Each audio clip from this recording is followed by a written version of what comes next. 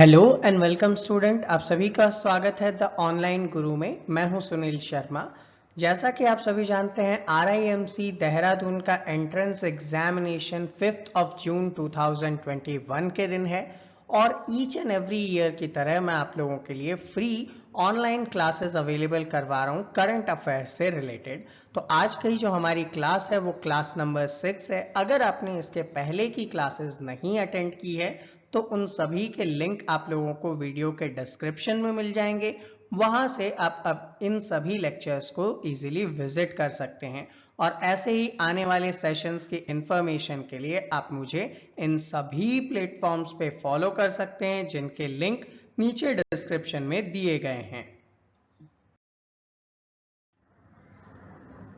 आज का session start करूं इसके पहले आप लोगों को एक ऑनलाइन पेड बैच के बारे में इंफॉर्मेशन देना चाहूंगा। यहां पे आप लोग 250 प्लस करंट अफेयर्स के MCQ सॉल्व करेंगे। साथ ही साथ ये जो ऑनलाइन क्लासेस हो रही हैं इन सभी की PDF आपको मिलेगी। साथ ही साथ इन 250 करंट अफेयर्स के जो MCQ हैं उनका आप लोगों को मैं वीडियो सॉल्यूशंस अवेलेबल करवाऊंगा और इन क्वेश्चंस की भी PDF आप लोगों को अवेलेबल की जाएगी। ठीक है, और अगर आप लोग अप्रैल के अंदर अंदर इस बैच में एनरोल हो जाते हैं तो आप लोगों को कुछ स्टैटिक GK के भी इंपॉर्टेंट क्वेश्चंस जो हैं वो भी अवेलेबल करवाए जाएंगे, जो कि अभी मैं आपको बता देता हूं 50 प्लस हैं। ठीक है, और भी इसमें मैं बढ़ा सकता हूं आगे। ठीक है, तो अगर आप लोग इस बैच में एनरोल करना चाहते हैं तो मुझे इस नंबर पे व्हाट्सएप के थ्रू मैसेज कीजिए, आपको वहां पे सारी डिटेल्स बता दी जाएगी। तो चलिए शुरू करते हैं आज के सेशंस को। पेन पेपर के साथ आप इजीली तैयार ही होंगे। यहाँ पे नेक्स्ट इंपॉर्टेंट फैक्टर के ऊपर बढ़ते हैं तो आपको पता चलेगा कि हम लोग 11th डे ऑफ फरवरी यानी कि 11th फेब को international day of women and girl in science के रूप में सेलिब्रेट करते हैं। यहाँ पे international day of women and girls in science के रूप में जब हम इस डे को सेलिब्रेट करते हैं तो इसका मतलब ये होता है कि हम लोग वर्ल्ड वाइड वुमेन और गर्ल्स के जो डेवलपमेंट है जो साइंस के अंदर उन्हें लैमलाइट में लाने की कोशिश करते हैं और साथ ही साथ इन लोगों को और आगे बढ़ाने की कोशिश करते हैं ताकि लोगों को अवेयर किया जा सके। ठीक, अब यहाँ पे अगर बात करें इस साल इसकी थीम क्या रखी गई थी तो देखिए इसकी थीम थी women scientists at the forefront of the fight against कोविड-19। ठीक है, तो ये आप लोगों के लिए इंपॉर्टेंट इवेंट है। नेक्स्ट इंपॉर्टेंट इवेंट पे आगे बढ़ते हैं तो February 13 के दिन यहाँ पे क्या किया जाता है, वर्ल्ड रेडियो डे के रूप में इसे सेलिब्रेट किया जाता है। और इंपॉर्टेंट क्या है, ये जो साल था ये 10th एनिवर्सरी है वर्ल्ड रेडियो डे की। ठीक है, और अगर हम लोग बात करें तो रेडियो तो ओवर 110 ईयर्स से चलता ही आ रहा है, लेकिन इस साल 10th एनिवर्सरी है इस डे को सेलिब्रेट करने की, वो इंपॉर्टेंट हो जाएगा। और इसका थीम रखा था new world and new radio. ठीक है, आगे बढ़ेंगे। यहाँ पे February 20 के दिन हम लोग क्या करते हैं, world day of social justice के रूप में इसे सेलिब्रेट करते हैं। तो world day of social justice जो है वो हम यहाँ पे सेलिब्रेट करते हैं ताकि सभी को सोशली इक्विटेबल अवेलेबल हो, क्राइटेरियाज हो, उन सभी को इक्वल शेयर अवेलेबल हो, उन सभी के पास इक्वल अपॉर्चुनिटी अवेलेबल हो। ठीक है, तो इस चीजों के लिए हम लोग क्या करते हैं, world day of social justice available करवाते हैं जिसकी थीम 2021 में रखी गई थी, a call for social justice in the digital economy. आगे बढ़ेंगे, सबसे इंपॉर्टेंट February 10 को हम लोग वर्ल्ड पल्सेस डे के रूप में सेलिब्रेट करते हैं। पल्सेस यानी कि दाल आपके न्यूट्रिशनल वैल्यू के लिए इंपॉर्टेंट है, तो उसी से रिलेटेड इसकी थीम रखी गई, nutritional seeds for a sustainable future. ठीक है, तो अगर आप लोग अपने डाइट के अंदर दाल यानी कि पल्सेस को यूज करते हैं तो आपके हेल्थ के लिए बहुत ज्यादा अच्छा होने वाला है। ठीक है, ये जो है ये सस्टेनेबल डेवलपमेंट गोल के सेकंड गोल के अंदर आता है जो कि जीरो हंगर को प्रमोट करता है। देखो यहाँ पे जो सस्टेनेबल डेवलपमेंट गोल्स हैं हम लोगों ने क्या किया, 2030 तक चाहते हैं कि कुछ चीजें हम लोग अटेंड कर सकें। इनमें हम लोगों ने 17 गोल्स जो हैं वो प्रिस्क्राइब किए। ठीक है, ये जो 17 गोल्स होंगे इन सभी को हम लोग चाहते हैं कि 2030 तक हम लोग अचीव कर लें। उनमें से सेकंड गोल के रूप में जीरो हंगर होता है, मतलब कि किसी को भी भूखा नहीं सोना पड़े, सबके पास इजीली फूड फैसिलिटी वगैरह जो है वो अवेलेबल होते रहने चाहिए। चलिए, तो आगे के क्वेश्चंस में यहाँ पे हम लोग देखेंगे। अभी जो यूनियन हेल्थ मिनिस्टर हैं डॉक्टर हर्षवर्धन, इन्होंने क्या किया है, इंटेंसिफाइड मिशन इंद्रधनुष 3.0 को इशू किया है। अब बेसिकली होता क्या है, आप लोग ये जानते हो, जब बच्चे होते हैं तो उन लोगों को क्या करते हैं, डॉक्टर्स कुछ इंजेक्शन देते हैं ताकि वो कुछ बीमारी से बच सकें। अब ऐसे में बहुत सारे बीमारी हैं जो हो सकती है बच्चों को, तो उनमें से 12 जो वैक्सीन होते हैं, जिनसे कुछ 12 वैक्सीन से बचने वाली बीमारियां हैं, जैसे कि वुफिंग कफ हो गया, डिप्थीरिया हो गया, पोलियो वगैरह का नाम आपने सुना होगा। तो ऐसे ये जो 12 डिजीज हैं जो वैक्सीन से बच्चे बच सकते हैं इन डिजीज से, वो डिजीज से बचने वाले इंजेक्शन गवर्नमेंट अवेलेबल करवाती है। अब रिसेंटली होता क्या है, गवर्नमेंट ये सारी चीजें देती तो है, लेकिन फिर पता चलता है कि कुछ लोगों ने वैक्सीन लगवाई नहीं। तो ऐसे में उन लोगों को भी पकड़ पकड़ के सभी को वैक्सीन लगवाने के लिए अभी इसका नया फेज 3.0 चालू किया गया है। इसका जो सेकंड और फर्स्ट राउंड है, 2 राउंड रखे गए हैं, जिनमें से पहला राउंड फेब 22 को स्टार्ट किया गया और दूसरा राउंड मार्च 22 को स्टार्ट किया गया। तो बेसिकली इन दोनों राउंड से क्या किया जाएगा, जो लोग बच गए हैं वैक्सीन लगवाने से, उन सभी को यहाँ पे वैक्सीन लगाया जाएगा ताकि वो इन डिजीज से अपने आप को बचा सकें। नेक्स्ट थिंग में आप लोग यहाँ पे देखोगे, प्राइम मिनिस्टर मोदी एनवायरनमेंट के लिए बहुत सारे काम कर रहे हैं। ऐसे में इनको CERAWeek global energy and environment leadership award जो है वो दिया जा रहा है। ठीक है, ये जो अवार्ड है 1 मार्च से लेकर 5 मार्च तक सेरावीक कॉन्फ्रेंस हुआ था। ठीक है, जिसे IHS मार्केट नाम के एक ऑर्गेनाइजेशन ने ऑर्गेनाइज किया था, ताकि जितनी भी कंट्रीज हैं वो एनवायरनमेंट के लिए जितने भी अच्छे डेवलपमेंट वर्क करती है उनको लैमलाइट में लाया जा सके और उन सभी को अवार्ड किया जा सके। तो ऐसे में ग्लोबल एनर्जी और एनवायरनमेंट लीडरशिप का जो अवार्ड है, इंडिया के प्राइम मिनिस्टर नरेंद्र मोदी को यहाँ पे दिया गया है। अगले टॉपिक के रूप में यहाँ पे हम लोग देखेंगे, तो February 2 के दिन हम लोग क्या करते हैं, वर्ल्ड वेटलैंड डे को सेलिब्रेट करते हैं। अब देखो वेटलैंड क्या होता है, तो आप लोगों को मैंने प्रीवियस क्लासेस में बताया था, एक ऐसी जगह है जहाँ पे वाटर फील्ड रहता है। ठीक है, यहाँ पे बहुत सारे ट्रीज ग्रो होते हैं, बहुत सारे माइग्रेटरी बर्ड्स वगैरह रहते हैं। उससे क्या होता है, जो एनवायरनमेंट में पॉल्यूशन है, उस पॉल्यूशन को ये जो जगह है जिसको हम लोग वेटलैंड बोलते हैं वो एब्जॉर्ब कर लेते हैं। तो ऐसे में इन जगहों को प्रिजर्व करने की जरूरत है। तो प्रिजर्व करने के लिए क्या किया गया, ईरान के अंदर एक सिटी है जिसका नाम है रामसर। वहां पे 1971 में February 2 के दिन एक मीटिंग ऑर्गेनाइज की गई थी, जिसमें उन्होंने क्या कहा कि हम लोग इनको प्रिजर्व करने के लिए, वेटलैंड को प्रिजर्व करने के लिए काम करेंगे।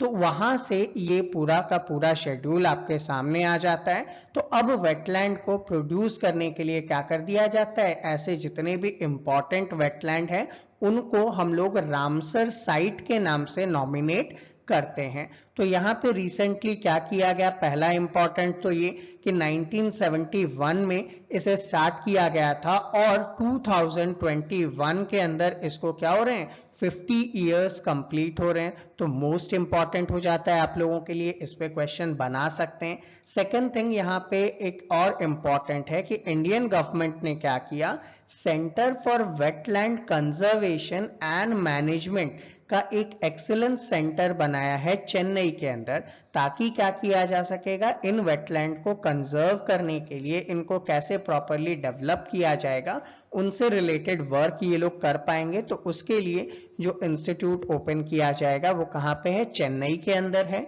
रामसर साइट का नाम आप लोगों को याद रखना है। नेक्स्ट इंपॉर्टेंट अगर हम लोग बात करें तो आपने न्यूज में देखा था कि अचानक से पहाड़ के ऊपर से ग्लेशियर्स निकल कर आए थे और उसके कारण एक फ्लड हुआ था। और उसी फ्लड से क्या हुआ था, उत्तराखंड का एक डिस्ट्रिक्ट है चमोली, वहां पे क्या हुआ था, अलकनंदा रिवर में ऐसा फ्लैश फ्लड देखने को मिला था, जिससे वहां पे क्या हुआ, जो हाइड्रो पावर प्रोजेक्ट है जिसमें पानी से, डैम से क्या करते हैं, बिजली बनाते हैं, वो प्रोजेक्ट वहां पे खत्म हो गया था, बहुत सारे लोग बह गए थे, बहुत सारे लोगों की डेथ हुई थी वहां पे। तो ये इंसिडेंट आपको देखने को मिला था। तो अगर आपसे इस टाइप के फ्लैश फ्लड के बारे में पूछे तो उत्तराखंड का चमोली डिस्ट्रिक्ट आपको याद रखना है। किस रिवर में आया था, तो अलकनंदा रिवर आपको याद रखना है। नेक्स्ट इंपॉर्टेंट आपको याद रखना है कि वहां पे जो हाइड्रो पावर प्लांट था, जो नुकसान हुआ था, वो Rishi Ganga hydro power plant था। ठीक है, ये जो पावर प्लांट है कौन सी रिवर पे बना हुआ था, तो ये ऋषि गंगा नाम की रिवर पे बना हुआ था। तो ये सारे इंपॉर्टेंट फैक्टर हैं जो आपको याद होने चाहिए, एग्जाम में इन पे क्वेश्चन आने की संभावना बन जाती है। अगला हम लोग यहाँ पे देखेंगे, एस थियोडरन भास्कर नाम के एक पर्सन है, इनको क्या किया गया, रिसेंटली सेंचुरी नेचर फाउंडेशन ने एक अवार्ड दिया है। तो ये जो एस थियोडोर भास्करन है, इनको एक अवार्ड मिला, जिस अवार्ड का नाम क्या है, Century Lifetime Service Award 2020। Basically कौन देता है, सेंचुरी नेचर फाउंडेशन की तरफ से दिया जाता है। तो ये एनवायरनमेंट प्रोटेक्ट करने के लिए इंपॉर्टेंट पर्सन थे, जिनके कारण इनको ये अवार्ड दिया गया है। इजीली आप लोगों को समझ में आ रहा होगा। फिर भी अगर कोई डाउट या क्वेरी है तो आप नीचे कमेंट सेक्शन में कमेंट कीजिए, आपको इसका बहुत जल्दी रिप्लाई कर दूंगा मैं। साथ ही साथ अगर वीडियो पसंद आ रहा है तो इसे लाइक कीजिए और बाकी फ्रेंड्स के साथ भी इसको शेयर कीजिएगा। ठीक है, यहाँ पे अब आप लोगों को पता है कि एक पेरिस क्लाइमेट अकॉर्ड किया गया था। ठीक है, ये जो पेरिस क्लाइमेट अकॉर्ड था, यहाँ पे 2015 में बहुत सारी कंट्रीज इकट्ठा हुई थी और उन्होंने ये कहा था कि हम अपने यहाँ के एनवायरनमेंट को बचाएंगे। तो ऐसे में इन एनवायरनमेंट को बचाने के लिए हम लोग काम करेंगे और बहुत सारी कंट्रीज इसमें अपने आप को जोड़ लेती है। और ये लोग क्या कहते हैं कि हम लोग जो अर्थ का टेम्परेचर है वो 2 डिग्री सेल्सियस से ज्यादा नहीं बढ़ने देंगे। ठीक है, ऐसे में इन लोगों को क्या करना था, अपने यहाँ पे ग्रीन हाउस गैसेस के इमिशन को कम करना था। ग्रीन हाउस गैसेस में क्या होते हैं, मीथेन होता है, कार्बन डाइऑक्साइड होता है, ऐसे कुछ गैसेस देखने को मिल जाते हैं। ठीक है, अब यहाँ पे इनको बचाने के लिए काम करते हैं। तो देखने को ये मिला था कि रिसेंटली यूनाइटेड स्टेट्स ने इसको छोड़ दिया था, लेकिन वापस से इसकी मेंबरशिप को ले ली है। ठीक है, आगे के टॉपिक पे हम लोग यहाँ पे बढ़ेंगे। तो देखिए, आपको पहले बता चुका हूं मैं कि बहुत सारे शोज वगैरह किए जाते हैं डिफेंस की तरफ से, ताकि बहुत सारे जो एक्सरसाइज होंगे, ताकि हम लोग क्या कर सकते हैं, अगर कभी भी कोई अटैक होता है तो उनसे बचा जा सके। ठीक है, ऐसे में ही यहाँ पे बहुत सारे ऐसे शोज किए जाते हैं जिसमें डिफेंस के लिए जो नए नए व्हीकल्स बनाए जाते हैं, गन्स बनाए जाते हैं, उन सभी चीजों को दिखाया जाता है, ताकि वो चीजें अदर कंट्री भी इंडिया से खरीद सके और अदर कंट्री यहाँ पे आके उन चीजों को दिखा सके, ताकि जो चीज हमें लगे कि हमारे लिए इंपॉर्टेंट है, हम लोग उसको खरीद सकें। तो ऐसे में क्या किया गया, द एरो इंडिया 2021 शो जो है वो स्टार्ट किया गया बैंगलोर के अंदर। ठीक है, यहाँ पे ऐसे ही बहुत सारे डिफेंस के जो इक्विपमेंट्स वगैरह थे उनको प्रदर्शनी पे रखा गया था, आप लोग वहां पे जाके देख सकते थे। उसके लिए जो एक लोगो बनाया गया, ठीक है, जैसे आप यहाँ पे मेरा लोगो देख रहे हो, ऐसे ही उसके लिए भी एक लोगो बनाया गया। तो उस लोगो के अंदर क्या किया गया, जो हमारे पास लाइट कॉम्बैक्ट एयरक्राफ्ट है जिसका नाम क्या है, तेजस, तो यहाँ पे तेजस एयरक्राफ्ट को उस लोगो के अंदर प्रेजेंट किया गया था। अगला इंपॉर्टेंट, जैसा कि मैंने आपको बोला, अगर कभी भी किसी कंट्री के बीच में वॉर हो जाता है या उस टाइप की सिचुएशन होती है, तो बचने के लिए हम लोग पहले से ट्रेनिंग करते हैं, बचने के लिए हम लोग पहले से एक्सरसाइज करते हैं। ठीक है, तो ऐसे में ये जो एक्सरसाइज होते हैं, ये नेवी भी करती है, ये आर्मी भी करती है और एयरफोर्स वगैरह भी करते हैं। तो उसी में एक इंपॉर्टेंट न्यूज आपके पास है कि इंडिया और इंडोनेशिया की जो नेवीज है उन्होंने मिलके पैसएक्स नाम का एक एक्सरसाइज यहाँ पे कंडक्ट किया है। ठीक है, अरेबियन सी के अंडर इसको कंडक्ट किया गया है।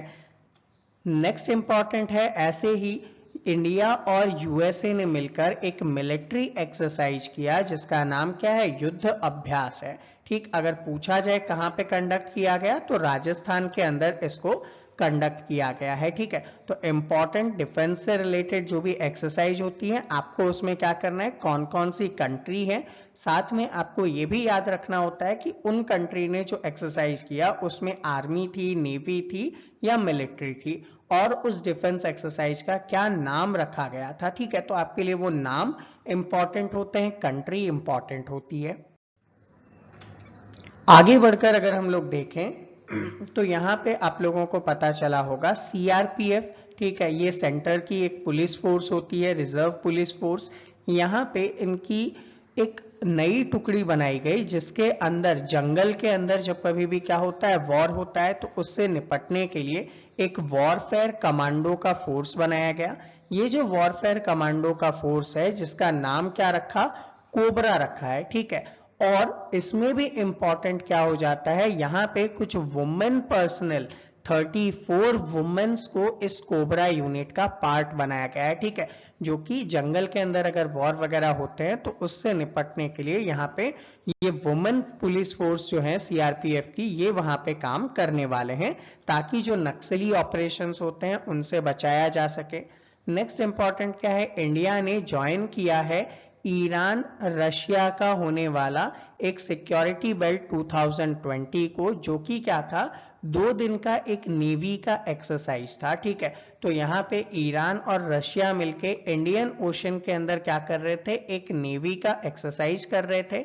इसके अंदर इंडिया ने भी पार्टिसिपेट किया है।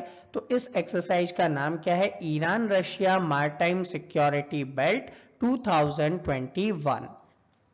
आगे बढ़ेंगे तो यहाँ पे आप लोगों को पता है कि रोहिंग्या मुस्लिम्स को लेकर प्रीवियस जो एग्जाम हुआ था आपका, उसमें क्वेश्चन पूछा गया था कि जो रोहिंग्या मुस्लिम्स हैं वो किस कंट्री से रिलेटेड हैं या बिलोंग करते हैं। तो आप लोगों ने उस टाइम पे इसका करेक्ट आंसर दिया था कि ये म्यांमार से रिलेटेड हैं। उस टाइम पे जब मैंने आप लोगों को जो एग्जाम के पेपर के सॉल्यूशन है वो करवाए थे, तब मैंने आपको ये बताया था कि म्यांमार के जो रखाइन स्टेट है वहां के ये इस्लाम धर्म को फॉलो करने वाले लोग हैं जो वहां से म्यांमार को छोड़ के दूसरी कंट्रीज में जाकर इलीगली बस रहे हैं। तो उस कारण से ये लैमलाइट में आए थे और एग्जाम में आए थे। ठीक है, ऐसे ही बहुत सारे प्रीवियस ईयर एग्जाम के क्वेश्चन पेपर मैंने सॉल्व करके अपने चैनल पे अपलोड कर रखा है, आप लोग उसको भी देख सकते हैं, आपको हेल्प मिलेगी। ठीक है, अभी रिसेंटली क्या किया गया, ऐसे जो कम्युनिटी के लोग थे उनको बांग्लादेश ने क्या किया, अपनी मेन सिटी से हटाकर एक आइलैंड है वहां पे शिफ्ट कर दिया है। ठीक है, तो आपको ये नाम याद रखना है कि ये आइलैंड का नाम क्या है। तो आइलैंड का नाम है बसन चहर आइलैंड। ठीक है, जो कि 4 पिया के नाम से भी जाना जाता है। कहां पे है, बांग्लादेश में है।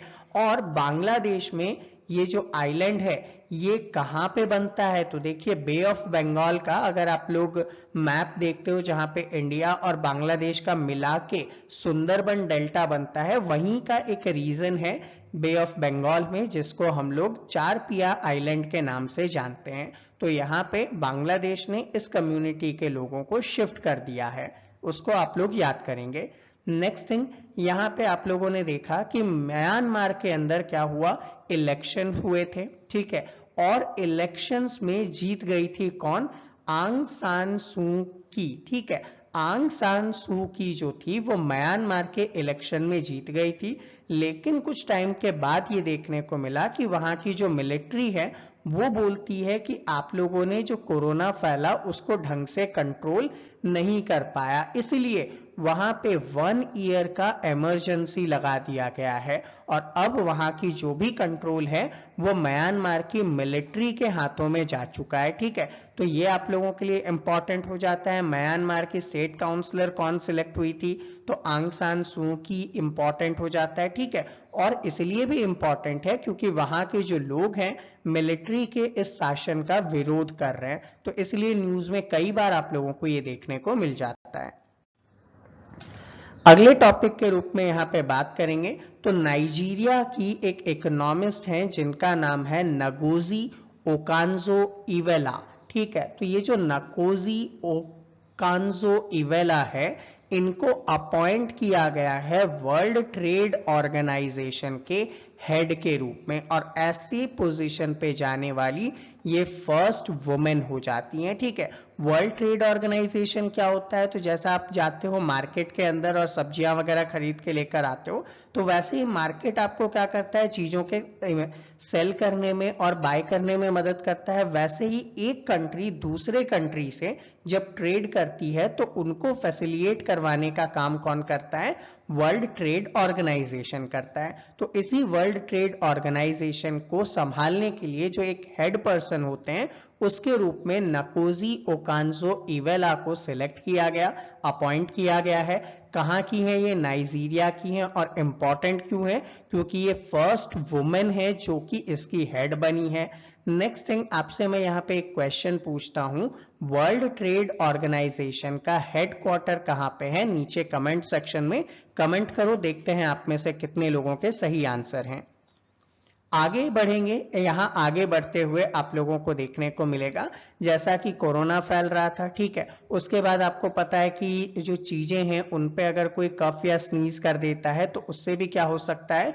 कोविड फैल सकता है। तो ऐसे में जो बजट होता है गवर्नमेंट का, जब गवर्नमेंट अपनी इनकम और एक्सपेंसेस के बारे में बात करती है, तो उस बजट को प्रेजेंट करने के लिए पहली बार किसी स्टेट ने अगर पेपरलेस बजट यूज किया है तो उसका नाम क्या हो जाएगा? उत्तर प्रदेश हो जाएगा। ठीक है। उत्तर प्रदेश जो पहला स्टेट बन गया है राजस्थान का जिसने पेपरलेस बजट को लॉन्च किया है। इसमें किसी भी टाइप का डॉक्यूमेंट हाथ में नहीं दिया गया था। ठीक है। जैसे आप लोग यहाँ पे अपने मोबाइल पे इस सेशंस को पढ़ रहे हो, इन चीजों को पढ़ रहे हो, वैसे ही मोबाइल वर्जन पीडीएफ डॉक्यूमेंट के थ्रू यहाँ पे अवेलेबल किया गया था। ठीक है। और ऐसे ही अगर आप लोग भी इन सेशंस के पीडीएफ चाहते हैं तो आप हमारे बैचेस में इनरोल हो सकते हैं, जिसके डिटेल्स मैं आपको ऑलरेडी बता चुका हूं। ठीक है। तो यहाँ के फाइनेंस मिनिस्टर का नाम आप लोगों को याद रखना है, जिन्होंने ये बजट प्रेजेंट किया था, उनका नाम क्या है? सुरेश खन्ना है। और एक इंपॉर्टेंट क्वेश्चन मैं आप लोगों से पूछ लेता हूं, उत्तर प्रदेश के जो सीएम है उनका नाम क्या है? नीचे कमेंट करके आप लोग बताइए, उत्तर प्रदेश के सीएम कौन है? नेक्स्ट इंपॉर्टेंट देखेंगे, जो बैंकिंग फैसिलिटी होती है, हम लोग बैंक से ट्रांजैक्शंस वगैरह करते हैं, उन सभी ट्रांजैक्शंस को, उन सभी टर्म्स को हम लोग फाइनेंस से रिलेट करते हैं। तो ऐसे में लोगों को फाइनेंस से रिलेटेड चीजों को कैसे ऑपरेट करना है उसकी नॉलेज अवेलेबल करवानी चाहिए। ठीक है। तो नॉलेज अवेलेबल करवाने के लिए आरबीआई ने क्या किया? एक फाइनेंशियल लिटरेसी वीक ऑर्गेनाइज करने की बात कही, और ये जो वीक था ये फरवरी 8 से स्टार्ट किया गया। ठीक है। तो ये फरवरी 8 से फरवरी 12, 2021 तक फाइनेंशियल लिटरेसी वीक के रूप में आरबीआई ने इसको ऑर्गेनाइज किया है।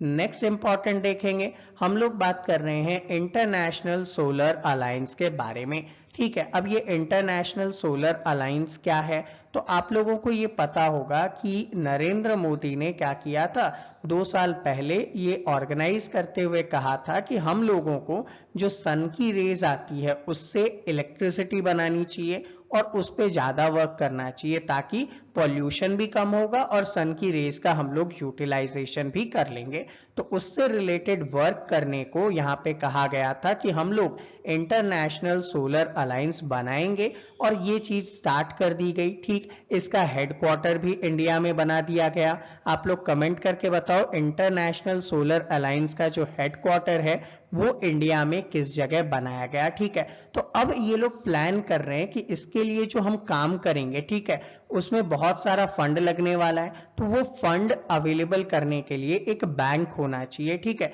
तो ऐसे में वर्ल्ड सोलर बैंक बनाने की बात कही गई। ठीक, और ये जो बैंक बनाने की बात कही गई, UNFCCC या United Nations climate change conference हुआ था, कहां पे? ग्लासगो के अंदर नवंबर में। तो उन्होंने ये कहा है कि जब नवंबर में 2021 में वहां पे हम लोग मीटिंग करेंगे तो उस टाइम वर्ल्ड सोलर बैंक के एस्टैब्लिशमेंट की बात करेंगे, और सबसे इंपॉर्टेंट क्या होने वाला है, वर्ल्ड सोलर बैंक का जो हेडक्वार्टर है वो इंडिया में बनाया जाने वाला है। तो ये भी आपसे क्वेश्चन पूछा जा सकता है कि वर्ल्ड सोलर बैंक का हेडक्वार्टर कहां बनाया जाएगा। ये अभी के लिए डिसाइडेड नहीं है, लेकिन इंटरनेशनल सोलर अलायंस को इंडिया में स्टैब्लिश किया गया है। इसका हेडक्वार्टर इंडिया में है, जिसका जो हेडक्वार्टर है उसकी प्लेस आप लोग कमेंट में बता ही रहे हैं, मैं आप लोगों के कमेंट में ही इसका रिप्लाई अवेलेबल करवा दूंगा। आगे के टॉपिक पे आगे बढ़ते हैं। तो यहाँ पे आप लोगों को एक मार्स मिशन का नाम सुनने को मिला होगा, जिसका नाम क्या था, होप। ठीक है, तो यूनाइटेड अरब एमिरेट्स जो हैं, कुछ अरब कंट्रीज हैं, उन्होंने मार्स के ऊपर अपना एक स्पेसक्राफ्ट भेजा है। ठीक है, और ऐसा स्पेसक्राफ्ट भेजने वाला जो यूएई है वो 5th कंट्री बन जाता है। ठीक है, इसके पहले कौन कौन सी कंट्री ने ऐसा किया है, तो देखिए यूनाइटेड स्टेट्स ने किया है, सोवियत यूनियन ने किया है, यूरोप ने किया है, इंडिया ने किया है। इसमें भी इंडिया का जो मार्स मिशन था उसका नाम आप लोग जानते हैं मॉम के नाम से रखा गया था, मार्स ऑर्बिटर मिशन। ठीक है, वो इंपॉर्टेंटली कई बार एग्जाम पे आया, आप लोगों ने इससे रिलेटेड मूवीज वगैरह भी देखी होंगी। ठीक है, तो ये आपको याद रखना है कि जो होप है वो किसका है, यूएई का है। नेक्स्ट थिंग, जब हम लोग किसी भी सैटेलाइट को लॉन्च करते हैं तो उसके लिए एक सैटेलाइट लॉन्चिंग व्हीकल होता है। ठीक, उस लॉन्चिंग व्हीकल को चलाने के लिए एक फ्यूल की रिक्वायरमेंट होती है। ठीक है, अब उसका जो फ्यूल होगा वो क्या होता है, तो आप लोगों ने सुना कि वहां पे लिक्विड हाइड्रोजन का यूज करते हैं। ठीक है, लेकिन यहाँ पे एक नई टेक्नोलॉजी बनाई गई, नई टेक्नोलॉजी के थ्रू स्टारडस्ट नाम का एक मिलिट्री बेस्ड से सैटेलाइट लॉन्च किया गया, और इसको जब लॉन्च किया गया तो इसमें बायोफ्यूल का यूज किया गया। ठीक है, जो कि बायोफ्यूल से चलने वाला पहला कमर्शियल स्पेस लॉन्चिंग सैटेलाइट हो चुका है। ठीक है, तो ये आपको याद रखना है। जनरली क्या होता है, वहां पे हाइड्रोजन का यूज किया जाता है, लेकिन इसमें किसका यूज किया गया, इसमें बायोफ्यूल का यूज किया गया। ठीक है, ऐसे ही जो एक रोवर था जिसका नाम था परसीवरेंस, इसने लैंड कर लिया है मार्स की सरफेस पे। ठीक है, और इसे भेजा किसने था, इसे नासा ने भेजा था। ये आप लोगों को ध्यान रखना है। दूसरी इंपॉर्टेंट चीज, ये अभी तक का सबसे एडवांस लेबोरेटरी वाला कोई सैटेलाइट है जो किसी अदर प्लैनेट पे हम लोगों ने भेजा है। ठीक है, ये क्या करेगा, मार्स के अंदर जाके चेक करेगा कि क्या वहां पे लाइफ प्रेजेंट हो सकती है, क्या अर्थ की तरह वहां भी लोग रह सकते हैं। उन सभी चीजों को चेकआउट करने के लिए नासा ने परसिवरेंस रोवर जो है वो मार्स पे भेजा, और वो फरवरी 2021 में मार्स पे लॉन्च भी हो चुका है। ठीक है, तो ऐसे ही कुछ कुछ मिशंस के नाम आपको याद होने चाहिए। अब आ जाते हैं हम लोग कुछ स्पोर्ट्स के बारे में बात करेंगे। ठीक है, आप लोगों को पता है स्पोर्ट्स को बढ़ावा देने के लिए खेलो इंडिया के नाम से कुछ गेम्स हम लोग ऑर्गेनाइज करते हैं। तो ऐसे में खेलो इंडिया का जो विंटर गेम्स है, इसका 2nd एडिशन कहां पे स्टार्ट, गुलमर्ग के अंदर स्टार्ट किया गया। गुलमर्ग कहां पे है, जम्मू एंड कश्मीर में है, ये आप लोगों को पता है। तो आपसे अगर कभी पूछ लिया जाए कि खेलो इंडिया विंटर गेम्स का 2nd एडिशन कहां स्टार्ट किया गया, तो गुलमर्ग, जम्मू एंड कश्मीर आपका करेक्ट आंसर यहां पे हो जाना चाहिए। ठीक है, नेक्स्ट चीज हम लोग यहाँ पे बात करेंगे, एक टेबल टेनिस का चैंपियनशिप हुआ था। ठीक है, 82nd senior national table tennis का चैंपियनशिप, जिसे जीता किसने है, इंडिया की मनिका बत्रा ने इसको जीत लिया है। ठीक है, तो इंडिया की मनिका बत्रा ने 82nd senior national table tennis championship जीता है। इनका नाम आप लोगों को याद होना चाहिए।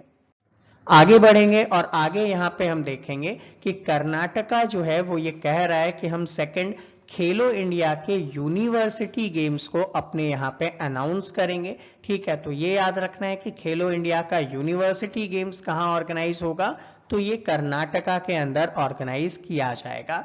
ठीक, उसके बाद अगर इंपॉर्टेंटली बात करें तो वर्ल्ड का सबसे लार्जेस्ट स्टेडियम, ठीक है, किस जगह पे, इंडिया के अंदर है भैया, कहां पे, गुजरात के मोटेरा में। ठीक, इसी का इनॉग्रेशन इंडिया के प्राइम मिनिस्टर रामनाथ कोविंद जी ने किया। ठीक, अब ये जो मोटेरा स्पोर्ट्स कॉम्प्लेक्स है जिसमें बहुत सारे अदर जो स्पोर्ट्स से रिलेटेड स्टेडियम भी हैं, उनमें एक स्टेडियम है जिसका नाम जो है बदलकर क्या कर दिया गया, इंडिया के प्राइम मिनिस्टर के नाम पे नरेंद्र मोदी स्टेडियम कर दिया गया है, जिसकी सिटिंग कैपेसिटी वर्ल्ड में सबसे ज्यादा 1,10,000 पीपल्स को बिठाने की है। अगर क्वेश्चन पूछ लिया जाता कि इसके पहले कौन सा स्टेडियम सबसे ज्यादा कैपेसिटी रखता था, तो मेलबर्न स्टेडियम सबसे ज्यादा कैपेसिटी रखता था।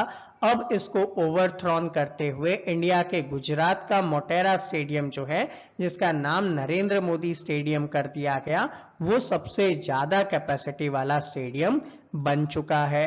नेक्स्ट यहाँ पे आप लोग देखेंगे पीएम मोदी की तरफ से महाबाहु ब्रह्मपुत्र इनिशिएटिव स्टार्ट किया गया। इसमें क्या किया गया, जो ब्रह्मपुत्र रिवर है उसके ऊपर एक रो पैक्स व्हीकल को स्टार्ट किया गया। इसको आप ऐसे समझ सकते हो जैसे जो बोट्स वगैरह होती है उनसे ट्रांसपोर्ट की फैसिलिटी स्टार्ट की गई। ठीक, अब यहाँ पे बहुत सारे जो एरियाज हैं वहां पे आने जाने की फैसिलिटी स्टार्ट की जा रही है, जैसे नीमा थाघाट से लेकर मजूली नाम के आइलैंड तक जो है वो ट्रांसपोर्टेशन दिया जा रहा है, धुबरी से लेकर हस्तिंगमिरी तक दिया जा रहा है, ऐसे बहुत सारे जगह को कनेक्ट किया जा रहा है। इनमें भी माजुली आपको याद रखना है, ये लार्जेस्ट फ्लोटिंग आइलैंड के रूप में जाना जाता है। ठीक है, तो इस पे स्टैटिक जीके पे कई बार क्वेश्चन आए हैं कि लार्जेस्ट फ्लोटिंग आइलैंड जो है वो कौन सा है, तो माजुली है। कौन से रिवर पे है, तो ब्रह्मपुत्र रिवर पे है। ये दोनों आपके लिए इंपॉर्टेंट हो जाएंगे। नेक्स्ट टॉपिक के रूप में बात करेंगे तो जो मध्य प्रदेश के सीएम हैं शिवराज सिंह चौहान, इन्होंने क्या किया, अपने यहाँ पे एक सिटी थी जिसका नाम क्या था, होशंगाबाद था, उसका नाम बदलकर क्या कर दिया है, इसका नाम कर दिया है नर्मदापुरम कर दिया है। ठीक है, तो यहाँ पे जो होशंगाबाद है वो किसके नाम पे था, ये क्वेश्चन पूछ सकते हैं हिस्ट्री में। तो देखो होशंगाबाद जो है वो मालवा के एक रूलर थे होशंग शाह, उन्होंने अटैक किया था और इस प्लेस को जीता था और अपने नाम पे इस जगह का नाम क्या कर दिया था, होशंगाबाद कर दिया था। अब जो सीएम है मध्य प्रदेश के, उन्होंने इस जगह का नाम बदलकर क्या कर दिया, नर्मदापुरम कर दिया है। ठीक है, तो ये इंपॉर्टेंटली याद रखेंगे। और नर्मदापुरम से आप एक चीज ये भी बोल सकते हो कि यहाँ पे कौन सी रिवर फ्लो करती है, तो नर्मदा रिवर यहाँ पे फ्लो करती है। नेक्स्ट थिंग, यहाँ पे कर्नाटका ने क्या किया, विजयनगर को अपने यहाँ का 31st डिस्ट्रिक्ट बना दिया है। ठीक है, अब विजयनगर इंपॉर्टेंट है आपके हिस्ट्री पॉइंट ऑफ व्यू से।